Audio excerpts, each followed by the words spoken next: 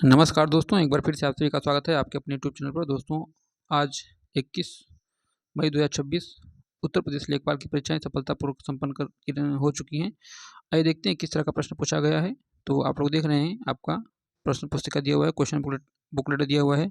चलते हैं, एक प्रश्न देखते हैं। आप लोग अपना मिलाते रहिएगा और चैनल को लाइक और सब्सक्राइब जरूर कर दीजिएगा। दोस्तों, अनुच्छेद को पढ़कर पूछे गए प्रश्न के उत्तर दीजिए। पहला अनुच्छेद आपको पूछा दिया हुआ है, आपको इसको पढ़ना है, उसका उत्तर देना है। तो देख लीजिएगा किस तरह का प्रश्न आपका देखने को मिल रहा है। ठीक है दोस्तों, आप लोग अपना मिलाते रहिएगा। असफल व्यक्ति का अर्जित करता है, तो इस तरह अगर आप उसको पढ़ेंगे तभी समझ में आएगा। तो आप लोग देखते रहिएगा। निम्नलिखित में से शलाका का तद्भव पूछा हुआ है। आनंद शब्द का उचित पर्यायवाची शब्द पूछा हुआ है। अपना पराया किस समास का उदाहरण है पूछा हुआ है। निम्नलिखित में से कौन से शब्द स्त्रीलिंग पूछा हुआ है। खग जाने खग की भाषा पूछा हुआ है। दोस्तों, निम्नलिखित में से सही विलोम पूछा हुआ है। तो आप लोग अपना देखते रहिएगा। अच्छा प्रश्न पूछ रहा है। ठीक है। जीवन पति का समानार्थी पूछा हुआ है।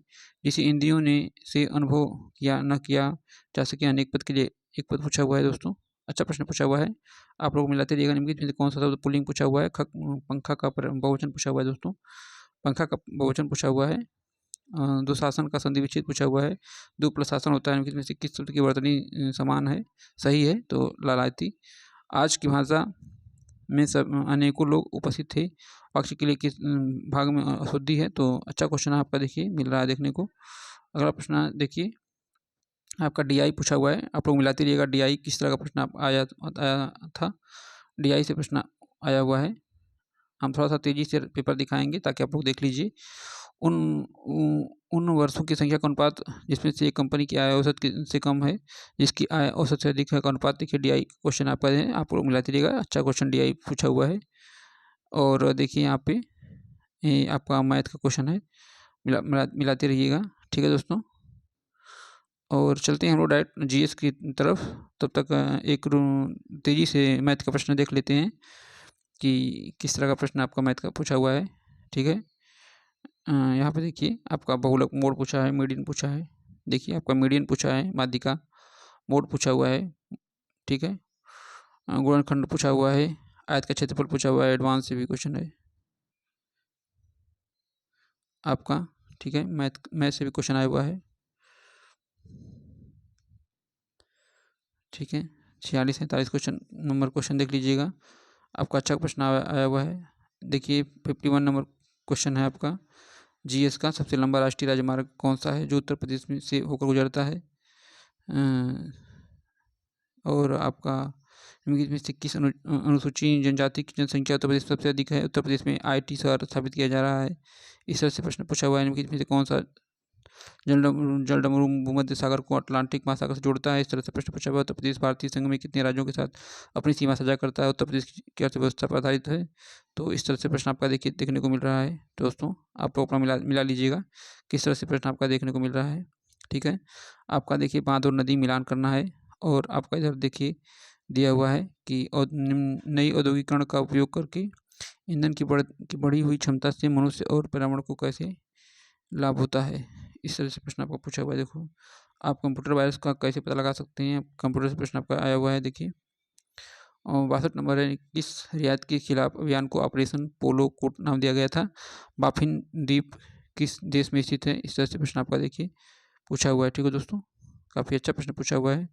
प्रेस की स्वतंत्रता का संविधान अनुच्छेद पूछा हुआ है। आर्टिकल्स पूछा हुआ है। ठीक है, किस देश ने मई 2022 में ब्रिक्स विदेश मंत्रियों की बैठक की अध्यक्षता की है। 63 नंबर प्रश्न आपका देखिए पूछा हुआ है। और भारत में निम्नलिखित में से किस राज्य में सबसे कम लोक सभा सीट है। तो सिक्किम में है। सुभाष चंद्र बोस को देश नायक किसने कहा था। महात्मा गांधी ने कहा था। तो इस तरह का ईएफटी का पूर्ण पूछा हुआ है। Electronic fund transfer. इस तरह से बीसी राय पुरस्कार किस क्षेत्र में दिया जाता है। इस तरह से प्रश्न पूछा हुआ है। दोस्तों देखिए, सती प्रथा पूछा हुआ है। सती प्रथा को किसने द्वारा समाप्त किया गया था। किस पंचवर्षीय योजना के बाद रोलिंग प्लान लागू किया गया था। अच्छा प्रश्न पूछा हुआ है जीएस में भी। ब्रिटिश शासन के दौरान भारत की अधिकांश जनसंख्या जीविका के लिए किस क्षेत्र पर निर्भर है। इस तरह से प्रश्न पूछा हुआ है। देखिए दोस्तों, 71 में प्रश्न है कि 1942 में जब भारत छोड़ो आंदोलन प्रस्तावित किया गया था तो भारत का वायसराय कौन था। ऐसे प्रश्न पूछे हुए हैं। महात्मा गांधी ने नमक सत्याग्रह कहाँ शुरू किया गया था। इस तरह से प्रश्न आपका देखिए पूछा हुआ है। ग्रामीण क्षेत्रों की अर्थव्यवस्था और बुनियादी ढांचे को मजबूत करने के लिए 2021 में से कौन सी योजना शुरू की गई थी।